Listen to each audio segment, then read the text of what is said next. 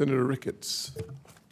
Thank you very much, Mr. Chairman, and congratulations on the new role. And Ranking Member Warren, thank you very much. I look forward to working with both of you on this important committee to address the issues with regard to our economic national security, the well-being of our economy, and the financial security of Americans, and looking forward to how we can work to cut the federal red tape around our federal housing programs and make them effective and efficient. And Mr. Turner, thank you very much for your past service to our country and your interest in continuing to serve our country here. And thank you to your family for being willing to sacrifice along with you as you do this. Yes, sir. As you're aware, we've talked about a lot. Affordable housing is just a critical national issue right now. And each state's particular housing needs are going to be different, right? It's going to be different between Nebraska and New York. And in my home state of Nebraska, a lot of our shortage has to do with available housing, not just affordable housing. So it's across the economic spectrum. And it's both urban and rural. And you've mentioned the rural part, and I appreciate that. You know, Nebraskans have been hard at work to make sure that, you know, all Americans can achieve the American dream of owning that household.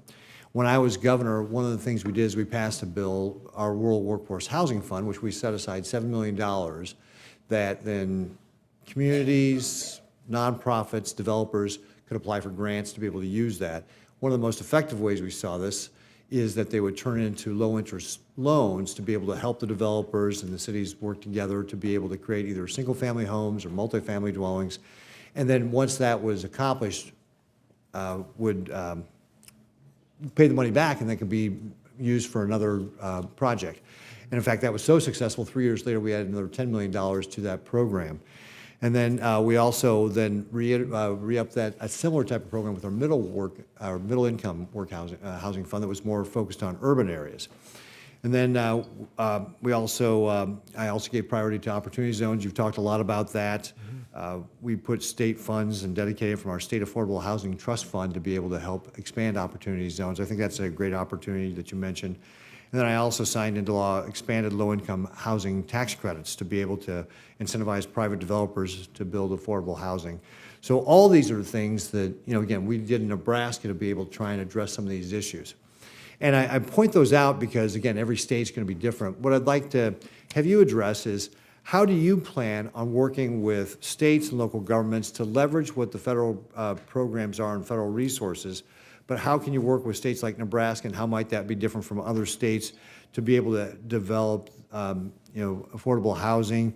And how can you make sure that the states retain as much autonomy as possible to be able to address these needs while working with them? Thank you, Senator Ricketts. It was great visiting with you. I think that's simple. And as the chairman mentioned before, you know, going to the people, going to the states and listening to see, you know, what has been successful in Nebraska. And taking note and say, if this has been successful, then being supportive of that and getting the government out of the way, getting the federal government out of the way, and allow you in your state and other states around the country to do those things that have brought them great success as it pertains to affordable housing. Yeah, I obviously wasn't here for a lot of the previous testimony, so I apologize if I'm repeating a question here, but you know, you led President Trump's White House Opportunity and Revitalization Council.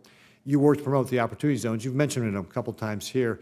Is this a policy you want to carry forward with you as HUD Secretary if you're confirmed? And are there changes to the program you would make based upon your previous experience? It absolutely is a policy we want to carry forward because the impact of it was tremendous. And obviously, you know, in every policy, every piece of legislation, every program that's been successful, there's always things you can tweak. And we talked about watching film earlier. You know, we have the first round of opportunity zones, so we got a lot of film on it. And the improvements that we could make, you know, take the successes of it and do them better. Hopefully we can get the rules out quicker. You know, we can increase operating businesses, but also use it as a platform to build more affordable housing and create jobs in our country. So how do you propose to incentivize states like Nebraska to be able to work with you on your priorities and get them willing to put in state funds in tandem with the federal policies? I think, you know, when you ask people to work with you, you have to show some success. You have to show that you are transparent, that you are willing to do what it takes to be efficient. And I think when people see your successes and what you're putting forward, they're more apt to work with you. And so to go to states like Nebraska and lay out a plan of what we want to do from a HUD standpoint and work with you and other states, I think will create a great partnership going forward to meet the mission of HUD. Great. Well, one of the things we talked about was Americans experiencing homelessness and helping them find a safe and stable home. So obviously the heart of HUD's mission is to be able to do that. And it's been a bipartisan priority.